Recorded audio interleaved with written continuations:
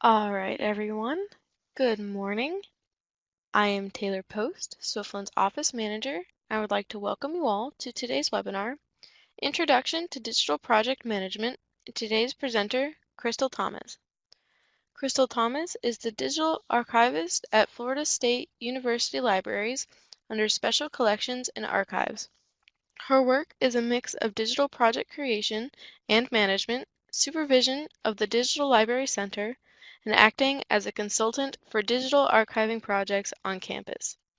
Crystal received her MSI from the University of Michigan in 2009. Please welcome Crystal and enjoy her webinar this morning. Crystal? Thank you. All right, let me get everything sorted here.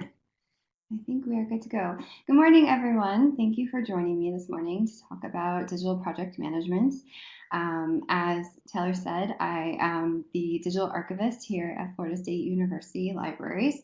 I have been here 7 years. Yeah, 7 years this August. And a majority of my work for those 7 years has been digital project management and sort of getting that program up and running here at FSU in a more systematic way than had existed before I got started. So I always like to start out my webinars by just taking a minute and asking all of you to tell me, what are you hoping to learn today? What are you hoping to get out of this webinar? And that will help me maybe focus on some areas more than I usually would if there's a particular interest someone wants to make sure I cover.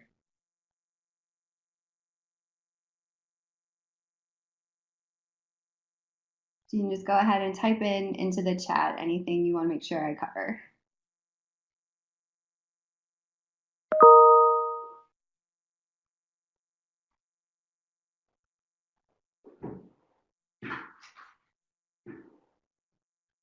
I see people typing, so I'll give you all a minute to think on it.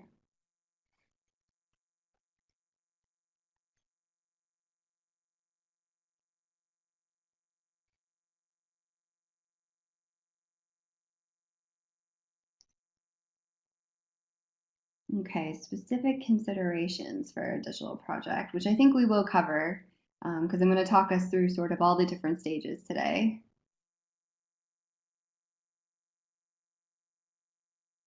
How and where to begin? That is the tricky part, isn't it? Begin. Okay, project management software and tools in general. Just some familiarity with the general terms.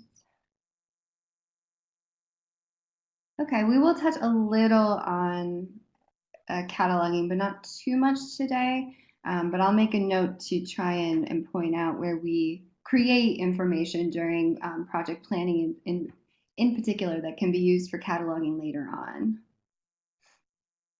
Give people just a quick chance to finish typing here. Ah, yes. Communication during a project. That is always where it can often fall apart.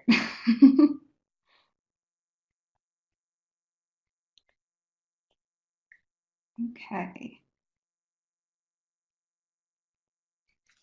All right, so I'm going to go ahead and move us forward. If you haven't typed in what you want to know yet, continue typing. But I want to make sure that we can get through everything with plenty of time for questions at the end. So I think it's this button, score. All right, so a good place to start when you're talking about project management and to make sure that we're all on the same page is to have a similar definition of what we mean when we say project management. So this definition is one I've used for years now. It comes from Jennifer Vinopol. She's a bit of a digital projects guru, and she defined in a 2013 presentation at the New York Public Library project management as the process by which an individual project is organized, overseen, and administered throughout its duration. And for me, I then break down digital project management into 4 key stages, which got a little screwy on the slide. Sorry about that. So these stages are 1, initiation. So you have the idea and you decide that you're definitely doing a digital project with it. 2 is all the planning that goes into figuring out how you're actually going to run the project. 3 is the execution of the project, so doing the actual work. 4 is monitoring and controlling, and I put that in brackets, or it would be in brackets if the slide was working a little better, um, because I consider that part of the execution of the project. I just do it as part of all of the different steps I'm doing when a project's actually being worked on, but it can be seen as a separate stage. And then the last stage is the close down, or closing up shop and finishing the project. You can break that down even further. I don't know. Hopefully, these slides maybe look better for you than they do for me. I know you will all get the slides after, and I apologize that they seem to have not translated well here. So you can break those stages down into steps. So you can see, or would be able to see, that selection, scoping, scheduling, and prepping all fit under both initiation and planning. And the reason there's so much in the planning stage and why I will spend a lot of time talking about the different steps for planning today is because if you look at project management literature, almost all of them will tell you that you should spend at least 25% of the time spent on a project as a whole in the planning stage. I estimate that's about where we're at now at FSU. It used to be about 30 to 35% because we were figuring out what on earth we were doing. And we didn't really have projects which I categorize as rinse and repeat. Those were projects where we could easily reuse the same project templates over and over again. But as all of you probably know, with digital projects, nothing's really rinse and repeat. Every time you start a new digital project, there's unique material that has to be thought through how you're going to actually digitize and then provide access to it. And our projects have become more and more complex over time. We work with multiple collections now in a single digital project. We work with multiple types of materials in a single project. So there might be some books, there might be some manuscripts, we might have some photographs in there, and that would all fall under the same umbrella of the same digital project. I know that staying in the planning stage can be kind of hard. It's not the most exciting stage. You don't necessarily have anything to show for it other than lots of documentation at the end. But I strongly urge you to spend your time there because it's going to make your life easier in the long run. And I think it's a particularly important place to spend time if you have a project that's going to rely on volunteers or people who are not familiar with digital projects at all. You want to make sure that you understand and have a really solid plan in place before you start talking about the project with people who are going to need a lot of training and are going to have a lot of questions about what on earth it is they're actually doing. So once you've spent all that time in your planning, you move into the execution stage, which I include both the project briefing and the actual work of the project. So that includes the monitoring and controlling pieces as well. And then for the close down, that includes a project debriefing and the work of the actual close down to finish everything up. So I'm going to talk through each one of these steps during the presentation today. Please feel free to ask questions as I go or hold questions since the end, and we'll go ahead and move ourselves forward. All right, selection. So I'm actually not going to talk a lot about selection. I did a webinar for Swiftland last summer that was entirely about selection of materials for digital projects. So I would recommend you either revisiting that if you joined me for it or watching that for information on how and why to select material for inclusion in a digital project. I will just reiterate two things right now about that. One, make sure you're selecting the right size project for you and your organization. Don't bite off more than you can chew. A well-run project that results in 30 objects, digitized, well-described, and fully accessible is more successful and better for you than trying to put out 60 poorly described, poorly digitized items for public access. So just making sure you know what you're actually capable of at any time and not being afraid to say this is all we can do right now, which leads me to the second point I'll reiterate, which is managing expectations from both internal and external forces to fit what you can do right now. Yes, it would be wonderful if everything was available online and beautifully digitized and described. But don't be afraid to push back when you're thinking about digital projects and say, yeah, that would be nice, but is that really necessary? And it probably is not realistic in terms of the resources you have for digital projects. So thinking through all of that before you start a digital project, and that will help you through what you would actually select to work with for a digital project. Next is starting to scope. So scoping is sort of the who, what, why, where, when, and how of the project management world. And I will go through each of those specifically. So when we're creating a scope for a digital project, we sort of have 5 things we want to think through. We want to think through the goals of the project. We want to think through the deliverables. We want to think through the tasks, through the costs, and then through the deadlines. And so how do you start that? What helps you do these things? So for the goals part of the scope, you need the big picture. You need the broadest 10,000 foot high picture of what this project is going to entail. And that should be determined with both any stakeholders and with the staff who are actually going to be doing this work. And a tool we use to do that, and you have a screenshot here, is we've designed a digital project proposal form. And what we're trying to get at with a form like this is, what does the project look like to the primary stakeholder? That may be you. You might be the person that's suggesting and driving this project. It might be a colleague in your library. It might be a faculty member if you work at a university. It might be a community member. A document like this helps anyone who's thinking about a digital project really clarify their goals. So this screenshot in particular is asking that stakeholder to delineate out the exact counts of all the different types of materials they want to be included in this project.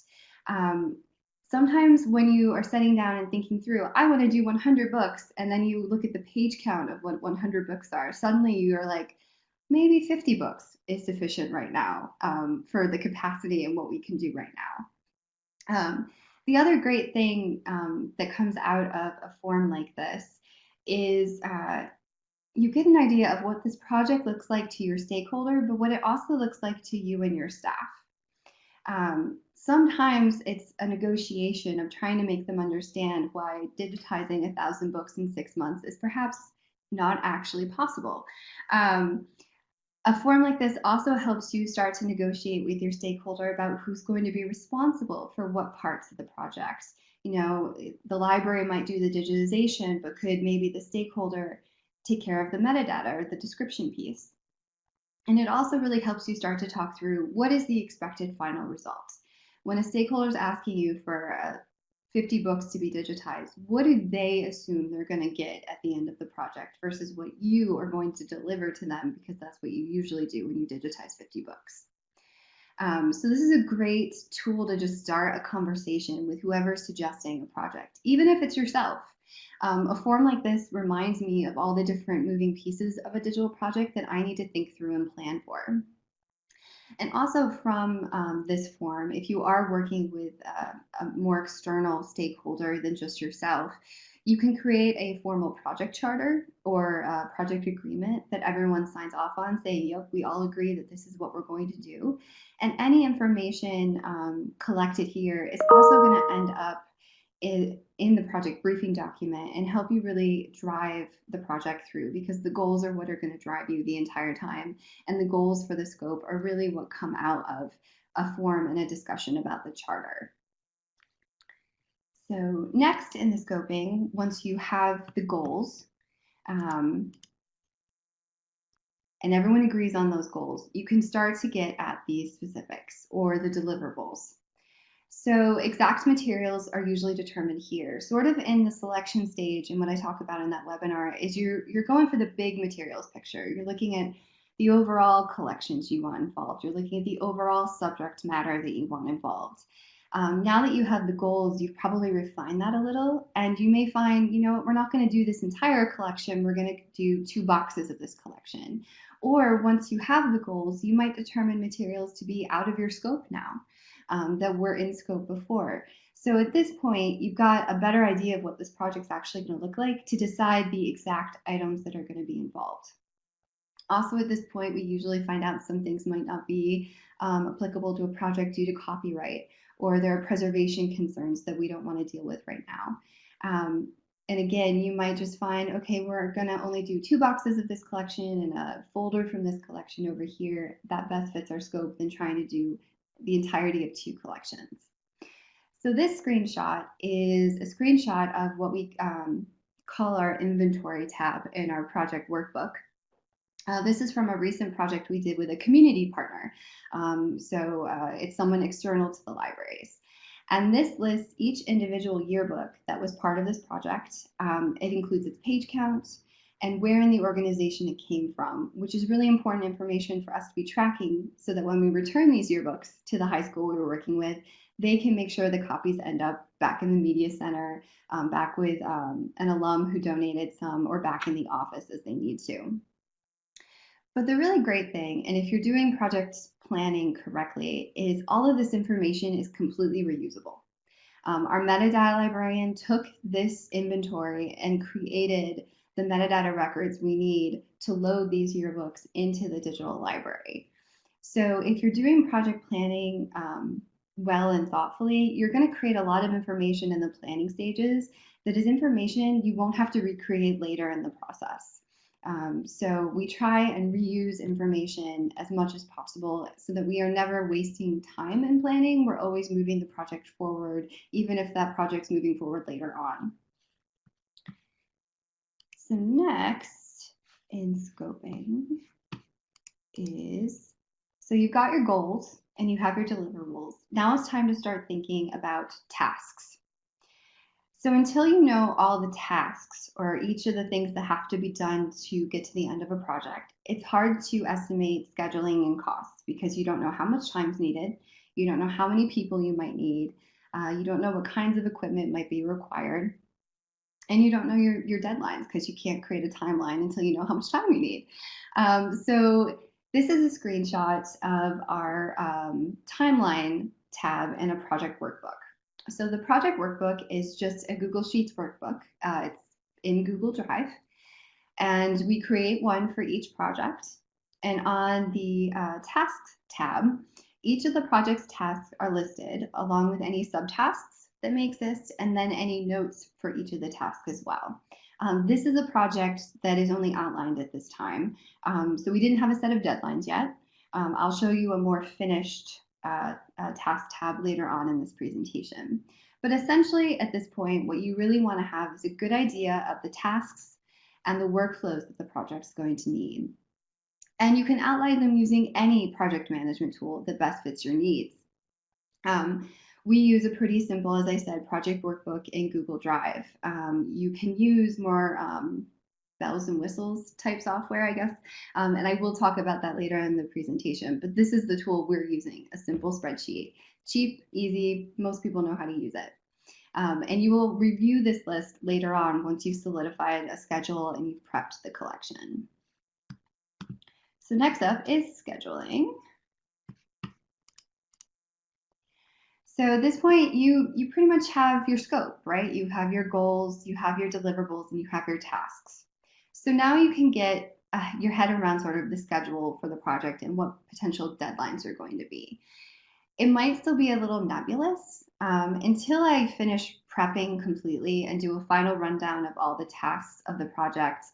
Can't really finalize that schedule, but you can get a good idea and start to see how this project is going to fit in with the timelines of everything else that's going on right now. And particularly at this point, you can really sit down and figure out the number of hours this project is going to take. So here at FSU in our Digital Library Center, to figure out the number of hours for a project, we also have to take into account what equipment is going to be used, because each of our pieces of equipment, there's different timings for. We have to take into account our other projects already scheduled, the pieces of equipment we need. Is someone planning to take a 2-week vacation at some point, which is going to slow down all of the projects that are currently going on? But once you know the number of hours a project will take, you can start to sit down and figure out how this is all going to fit.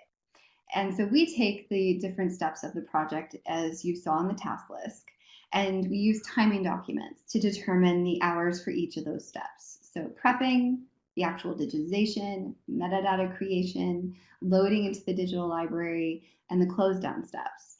And each of those we can time out and then look at our schedule and see how this project's going to fit into what we're already doing. And when I talk about timing documents, this is a screenshot of the digitization times document, which my studio manager in the Digital Library Center maintains. So this allows me to estimate the digitization time depending on the types of materials that are going to be digitized on different pieces of equipment we own. And our metadata librarian has a similar document. Metadata creation estimates change, however, depending on who's doing the work. So for example, our metadata librarian will probably move faster in creation of metadata than, say, a student or another volunteer worker may. So metadata is a little more difficult to pin down hour-wise, but all of these documents are updated on a yearly basis or changed sooner if something drastically changes before then.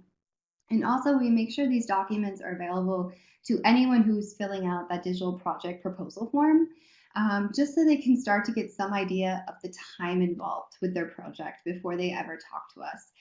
Again, it's a bit of that managing expectation. People think, oh, well, you can just digitize it and it'll be done really fast, right? Well, it actually takes hours to do that kind of work. And so we found having these sorts of time documents really useful for managing expectations when working with external stakeholders. Okay, so costs. So at this point, we have our deliverables, so we know how much stuff we're actually working on. We have the tasks, we know what needs to be done. We have a good idea of our schedule. We know how many hours it's going to take. So from all of that information, you can figure out your labor, equipment, and supply costs. And the tool we use for that is the Digital Library Federation's digitization cost calculator, which there's the URL for you. And this is a fabulous resource for helping with all of this. I mention it in almost every webinar I give on digital libraries across the board. It's really well thought out. It is actively maintained. They review it on at least a yearly basis. DLF is an incredibly well-respected organization, and the folks who work on the cost calculator know what they're talking about. So I highly recommend this. I also recommend it for those who are even thinking of using a vendor for your digitization ultimately, working through the cost calculator will help you understand, one, the quote you're going to get back from your vendor, but it also makes you have to go and get all of the answers to the questions a vendor's going to ask you anyway. So it's a really great tool to just think through all the different questions that a vendor might ask you, but it's also great for you to think through, once you've gotten through sort of the big scope idea, there might be little details you may have missed. And the cost calculator is really good at reminding you that, oh yeah, there's that task that I completely forgot about that we need to pay someone to do. All right, prepping. We're almost done with the planning stages.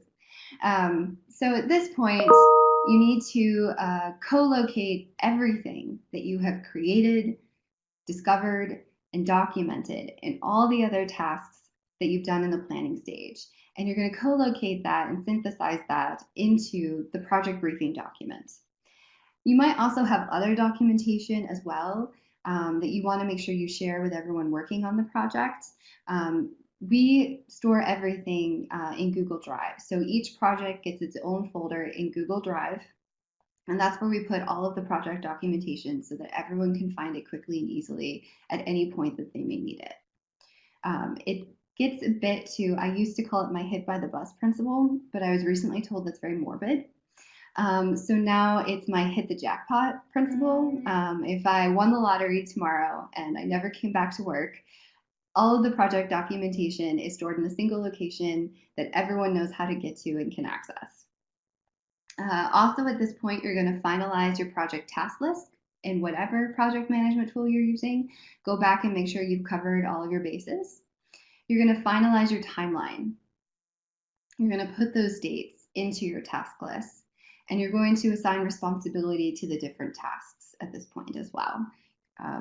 And then lastly, you're going to prep the actual physical collections for the project. That might mean you need to move collections between spaces. You may need to clearly mark any items that are going to be omitted from the digital project, but are stored in the same box as other things that are included in the digital project. It may mean coordinating transport of materials from, like I just did, from a high school over to storage or library, which means, tracking down office staff who don't know why you want to get into the school library in the middle of the summer. So you want to make sure that you are thinking through all of the steps you need to take to get the actual collections into the space where they need to be digitized and worked with. So here's a screenshot of our task tab in a project workbook that is pretty much complete and ready for this project to move forward. It outlines the tasks. It has the due dates that those tasks are going to be completed. It has who is responsible for that task, and then it has relevant notes attached to the task if anything needed to be more clear spelled out. We also will make notes if things change at all throughout a project in here, so that we also have a complete record of how the project went at the end. This project also gets listed. We use FreedCamp, which is a free project management tool. We use that to track our portfolio of projects. So in FreedCamp, we have a project that says, I think it's called DLC Longview. And if we're in there, we can see at a glance each of the different stages our project's at. So we can see everything that's in digitization. We can see everything that's in quality control. We can see everything that's in the loading stage. We're putting it actively into the digital library. So that's where we manage our portfolio of projects. But this screenshot is from a workbook where we're managing a single project. Okay. So we're now ready to have the project briefing. The project briefing is a meeting. I know we all have too many meetings, but it's an important meeting. And the idea behind it is you get everyone that has any stake in the project together in a room.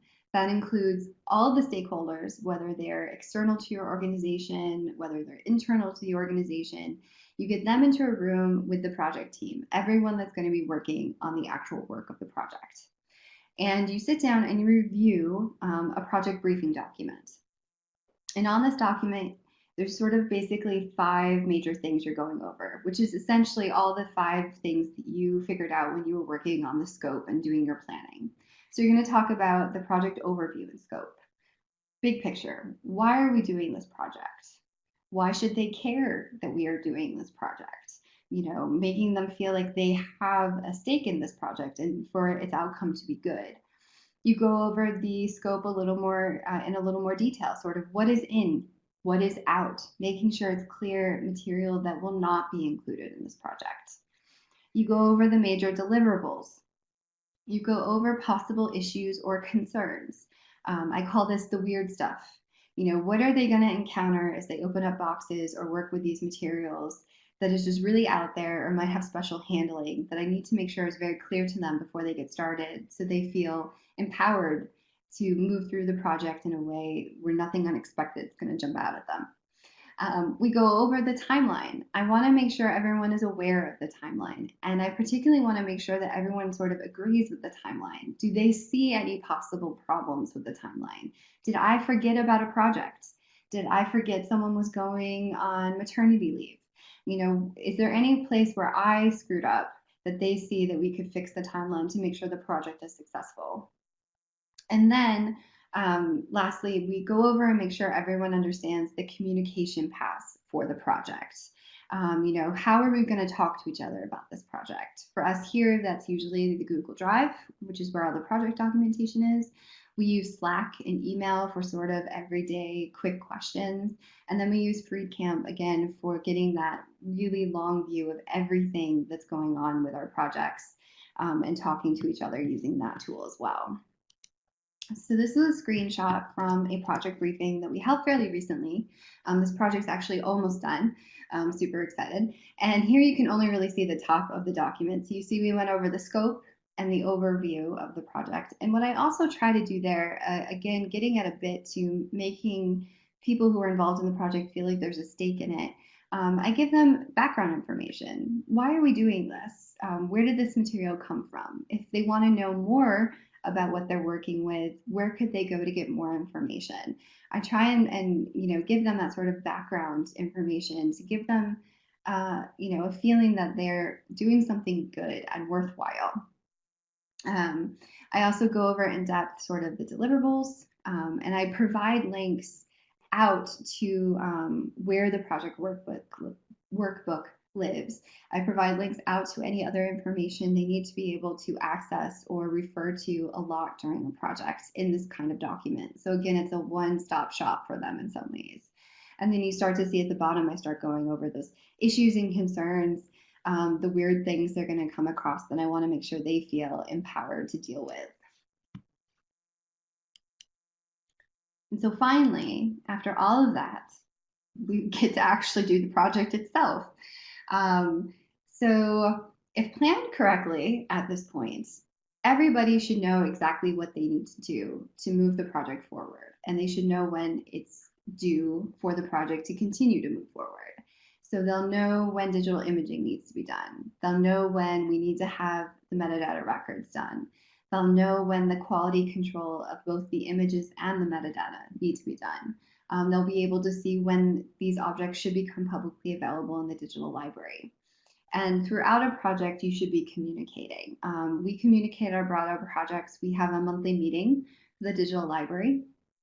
We may call meetings about projects if for some reason things seem to be going a bit off the rails, or we've found a reason that we all need to get back together and talk through something that's been found in a project. We also have all those different communication channels that in the project briefing we talked about to use. And I encourage my staff and anyone really that's involved in a project to ask questions. If you come across something weird, don't just, hem and haw over it and get worried. Just ask, because that's going to move us forward faster than if you kind of are just confused and don't tell anyone about it. And also at this stage, you'll be doing lots of troubleshooting because that's just project management. You can plan and plan and plan and plan, and there's always going to be something you didn't plan for or something you missed in planning. Nobody is perfect. I haven't done it correct yet either, and that's perfectly fine. That's part of the work of being a project manager and just sort of dealing with things as they come along. And so you've done the project. It was brilliant. It went great. Um, Make sure you have a project debriefing. And I say this as someone who, full disclosure, this has not been happening regularly here at FSU for a while now. For various reasons, it's like on my list of things that we need to start doing again after every project. And so during a project debriefing, you should get all those same people who were at the project briefing back in the room together. And you're going to go through a set of questions, really short set of questions, and you're going to document the answers. And you're going to save those with the project documentation for that project so that you can refer back to it. So you're going to ask about challenges. What didn't go as planned for this project? Why didn't it go as planned? Then you're going to talk about your successes. What worked really well for this project? Why did it work? And then lastly, what can we do better next time? How can we fix any problems that occurred? And how do we take what we learned, whether it's from a success or a challenge, and use that in the next project? Did we learn something that where we want to rethink our overall workflows, not just our project workflows? And you want to make sure you write that all down so that you can refer back to it as you're planning future projects to see what worked well and what didn't work well, so you don't make the same mistakes over and over again. So you can see why I want to bring this back, but you can also probably understand, particularly if you work in academic libraries, another meeting, how that can fall off the radar a bit. And so this is a screenshot of what is now quite an old project. I don't know if you can see that date, but it's from 2015. And this project's actually why we started doing project debriefings, because this project blew up quite spectacularly. Like everything that could have gone wrong with this project did. And it's hard to talk about how you messed up. Like, I know that failure is not fun to acknowledge, but it's really vital to do so, so that you don't keep making the same mistakes over and over again, or you don't keep having the same problems. And this project that blew up on us really bad in 2015 is actually the reason we have almost all of the project workflows that we have today. um, we learned a lot from that project. And if we hadn't sat down and really dealt with everything that went wrong, we wouldn't be in the position we're in today, where things actually are working, knock on wood, pretty well across all of our different projects. And our capacity has grown quite a bit. So I always recommend sit down and just say, what went right, what went wrong, and what can we do better next time? And so lastly, at the end of a project, you have the tasks for closing out the project. And these sort of break down into two different categories of things. You want to make sure that the project documentation is placed into its final form and is stored somewhere that you can easily access it in the future if needed. So here for us, I take all of that documentation that was active in Google Drive, and I download a copy of it and I put it in our SharePoint site that we have internal here to the libraries. And that's our archival copy record of everything that happened in that project. And it's safely stored in SharePoint, and we always will have access to it there. I also move it to an archive folder in Google Drive so that it's not cluttering up active projects. And I use that and share that through our digital library. So I create a credits page in our digital library, which lists everyone that worked on the project, so that all of our students, all of our staff, all of our stakeholders get their name on a project that they worked really hard on. And then I provide a link that goes to that archived Google Drive folder so that everyone in the public can see all of our project documentation for that project. So they can see why we made the decisions we made. So they can see why potentially the book they're looking for wasn't included in that project. And we're trying to be as transparent as possible about our project decisions, by sharing that documentation and what we're doing. And the other part of closing down a project, which seems really straightforward, but it's actually one step that I'm still working on us being good at, is telling people we did this thing. Doing all of the outreach steps, making sure that not just the stakeholders know that this material is now available publicly, and that the project's finished, but telling my colleagues in the library, telling the university, telling the world that these are cool digital objects that are now available online and they should go look at them. So that's a step I need to work on a little. The other piece of this is making sure that all the different access avenues that should lead someone to the new digital materials exist. So working with our catalogers to make sure our library catalog is updated and that there's a link to this material with the appropriate records. Working with my manuscript archivist to make sure that our finding aid database, we use ArchiveSpace here, is updated with links to new material as it should be, so that users, whether they're looking in the library catalog, whether they're looking at a finding aid, can be told really easily that, hey, some of this is digitized and this is the link to go look at that material. So those are all the different stages and steps of managing a project from start to finish, in a digital library kind of context. What can you use to actually do all of that work? So I shared screenshots of my examples, but we'll talk a little bit more generally about project management tools here. So my first tab or bullet point here is that spreadsheets are your friends. And they're your friends because pretty much across the, not everyone I know, but a lot of people understand how to use spreadsheets. They are not intimidating. They've seen them before, and they do a good job of organizing information and tracking projects.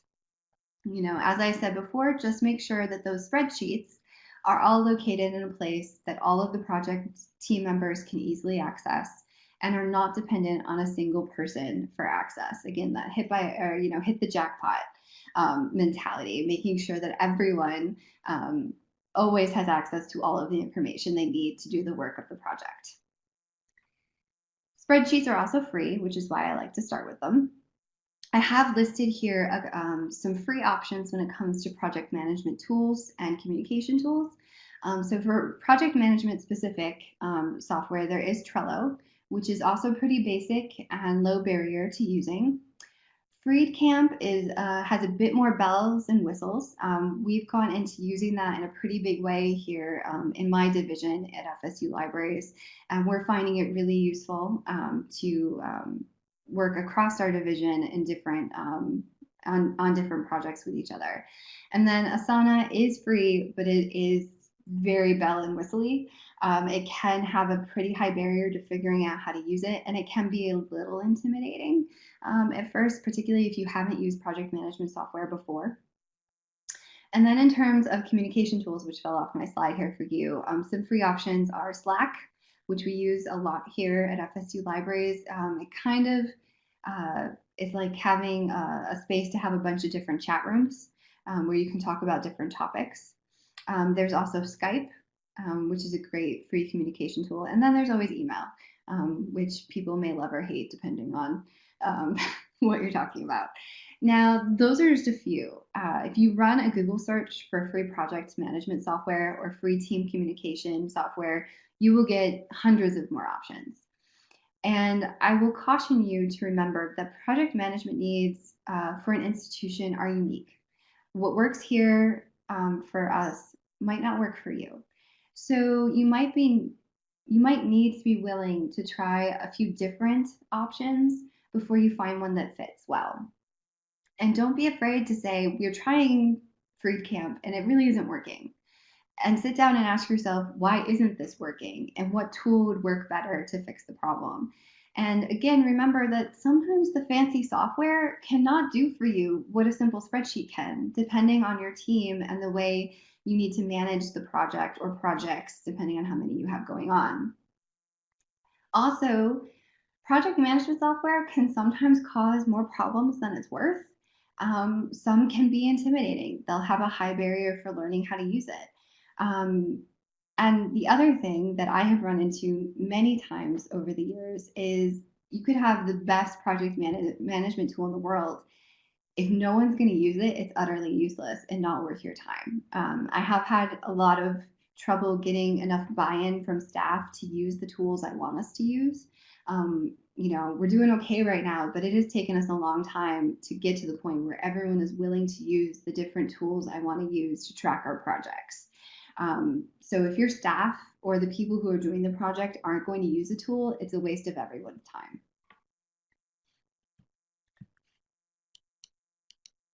All right. We're getting down to being almost done here, guys.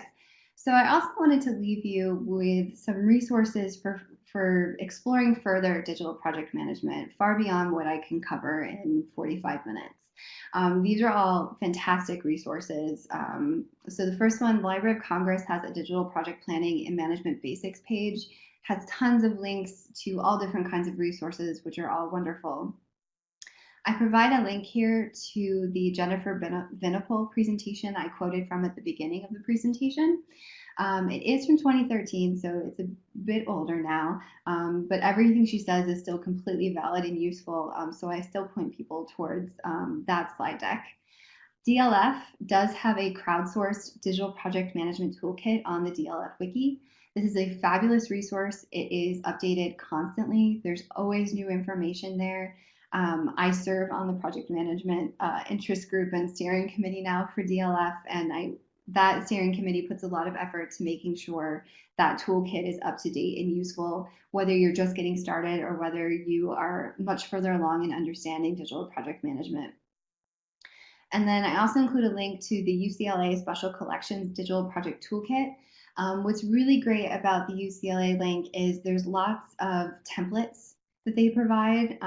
Their workflow is specific to UCLA, but they provide all the different forms and templates they use throughout the life cycle of a digital project there.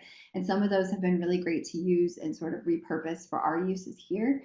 So never be afraid to steal a good idea and make it work for you is kind of another thing I want you to take away from this particular webinar. And then lastly, I provide a citation. Unfortunately, depending on what institution you're at, you may not be able to get your hands on this one easily.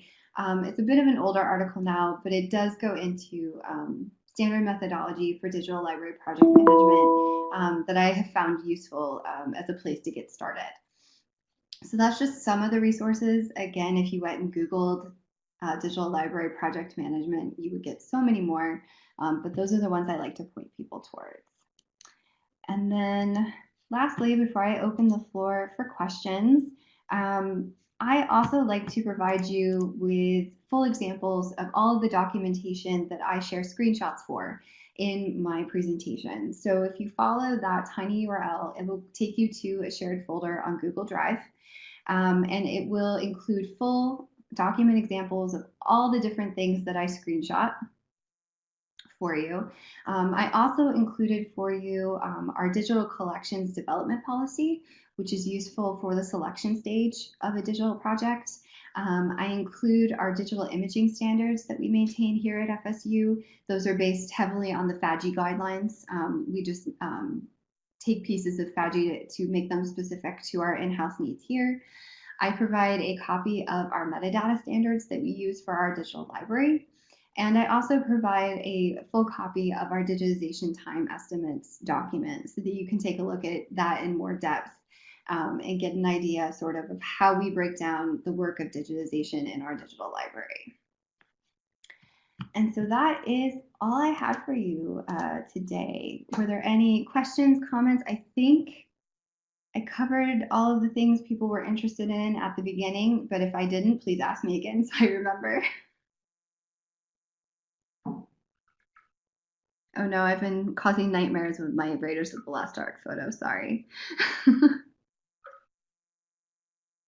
Oh, good. You should also be provided with a complete copy of this presentation, Dean, so any of the links that I provide, you should be able to go back and follow, hopefully.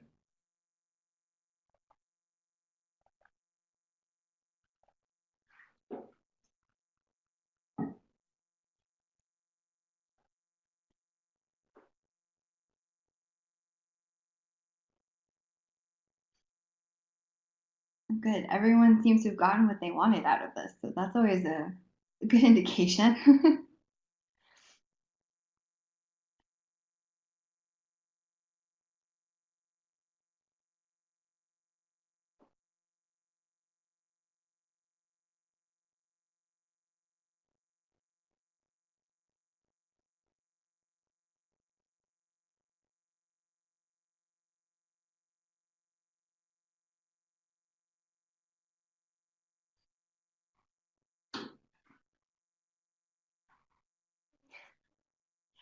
Not a problem, Nancy. You should always feel like you should always steal good ideas. That's kind of how the library world works. Why reinvent the wheel?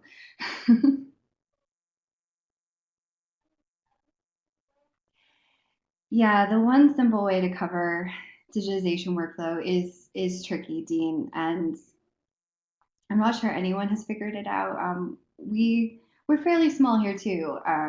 I'm lucky enough that I do have a digital library center that has a separate manager for me. But there's me, the manager, and then two other staff. So we're not big, particularly if you look at other institutions putting out sort of the amount of material that we are on a yearly basis. Um, in the sort of keep it simple, stupid methodology, that's where that project workbook that's in a simple, uses Google Sheets came from. I think it was a training I did at the Swiftland office a couple years back. We were using a much more complicated project management tool at the time, and someone at that training asked me, this is complicated, could you just do it in a spreadsheet? And so that made me sit down and figure out, how do we do this in a spreadsheet per project that is simple, straightforward, but still does the job. So we're still working on that. But I like to think that the project workbook gets us a little closer, particularly in a small shop where we have only really three people moving these things forward at any time.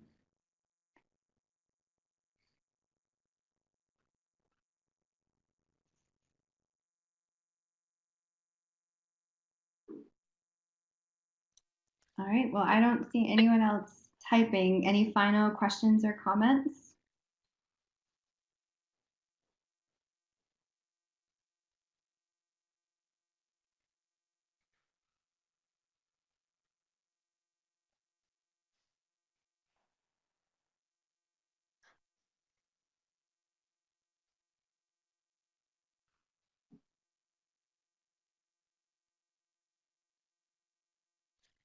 All right.